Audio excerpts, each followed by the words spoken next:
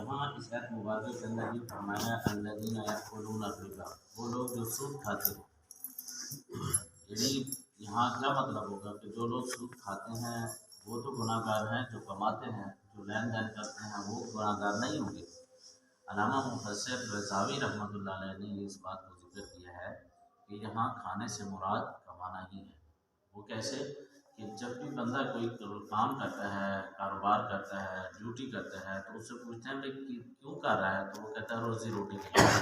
दो वक्त की रोटी ये इंसान की औला ज़रूरत है। यानी सुबह शाम का खाना मिल जाए, बाकी सारी ज़रूरियत, खाना, रिहाइश नहीं है, मकान नहीं है, कुछ कपड़े पहनने के लिए नहीं है, गुजारा हो सकता है। लेकिन अगर दो वक्त की रोटी नहीं है तो फिर गुजारा मुश्किल है। हाँ जी, तो इंसान की ज़िंदगी की बका के लिए ये दो वक्त की रोटी इंसान के ये जिस्म की अशद ज़रूरत है। इसलिए यहाँ अल्लाह ताला ने कमाने की बजाय खाने का लफ्ज़ जिक्र फरमाया, अल्लज़ीना यअकुलूना रिबा। आगे ये फरमाया कि अल्लाह ताला ने जो सूदखोर है उसकी हालत को बयान किया है कि कल क़यामत के दिन हम इसका दुनिया में भी थोड़ा बहुत मुशाहिदा करते हैं कि अगर एक इंसान है, एक आम इंसान है, वो जिसकी बिल्कुल सेहत और तंदुरुस्त और तवाना है, उसको आम रूटीन हालत में देखें तो बिल्कुल ठीक सेहतमंद तवाना लगता है।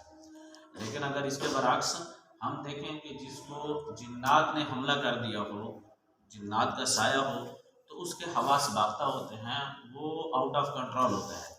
उसको ये नहीं पता होता कि मैं क्या कर रहा हूँ, क्या कह रहा हूँ, मेरे नफ़े की बात है या मेरे नुकसान की बात है।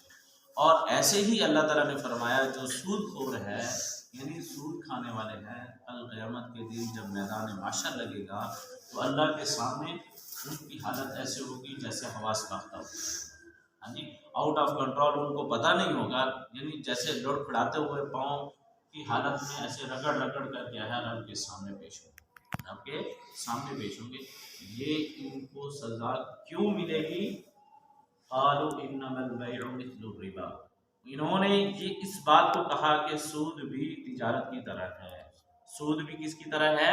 तिजारत की तरह है। अल्लाह ने इस बात पर इनको सजा दी, अल्लाह ने इस बात पर इनको सजा दी। अब देखें, जो भी बंदा है, मिसाल के तौर पर नमाज नहीं पढ़ी ना, नमाज ना पढ़ने का गुनाह है, और उसी बंदे को गुनाह है जिसने नमाज नहीं पढ़ी।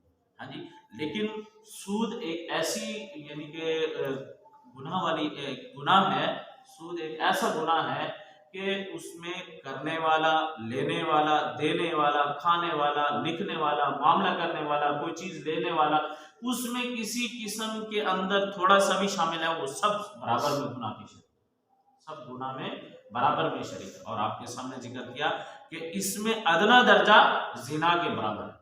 अदना दर्जा क्या है? गुनाह का, जिना के बराबर करार दिया। तो फरमाया अल्लज़ीना यअकुलूना रिबा, वो लोग जो सूद खाते हैं।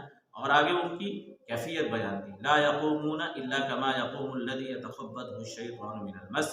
ये सज़ा उनको क्यों दी गई? ज़ालिका बिअन्नहुम क़ालू इन्नमल बैउ मिस्लुर रिबा, कि उन्होंने कहा कि ये जो बै है यानी तिजारत है, कारोबार है, ये भी किसकी तरह है? सूद की तरह है। लेकिन फ़र्क क्या है सूद में और तिजारत में? फ़र्क क्या है? ज़ाहिरी तौर पर इसमें सूद के हराम होने की वजह यह है कि सूदखोर जो होता है, यानी जो पैसा देता है, सूद लेने वाला जो होता है वो तो मजबूर है। हाँ जी, अगरचे किसी भी बिना पर है, शरई तौर पर जायज़ नहीं है सूद लेना।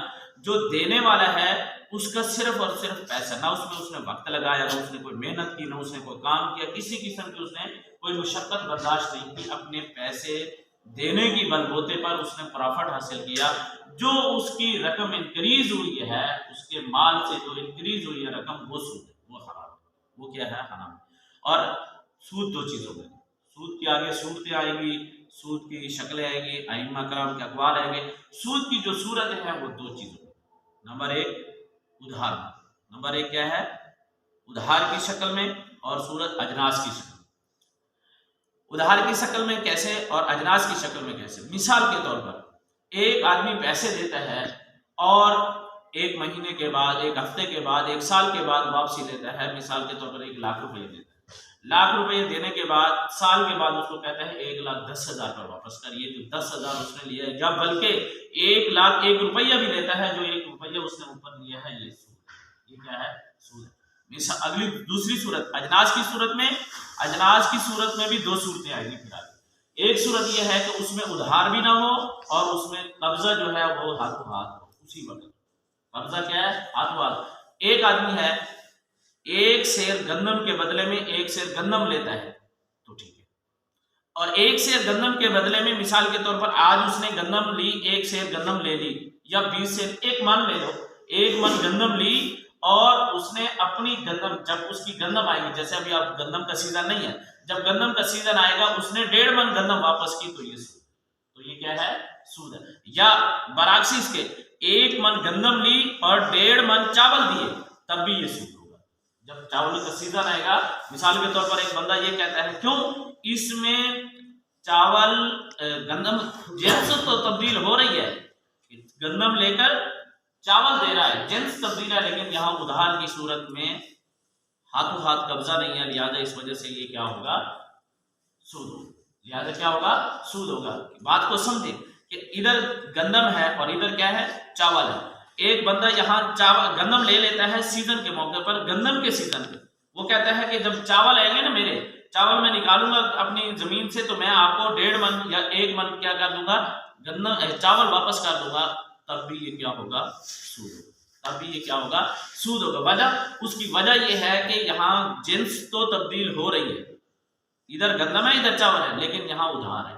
उधार की सूरत में जब जिन्स का तबादला करना है, यानी गंदम का गंदम के मुकाबले में, सोने का सोने के मुकाबले में, चांदी का चांदी के मुकाबले में, नमक का नमक के मुकाबले में, जौ का जौ के मुकाबले में, तो फिर उस वक्त क्या है, उधार भी ना हो और यदम भी यदिन हाथों हाथ कब्जा भी हो, तब ये दोनों सूरतें हों, तब अजनास का क्या है, तबादला करना जायज है।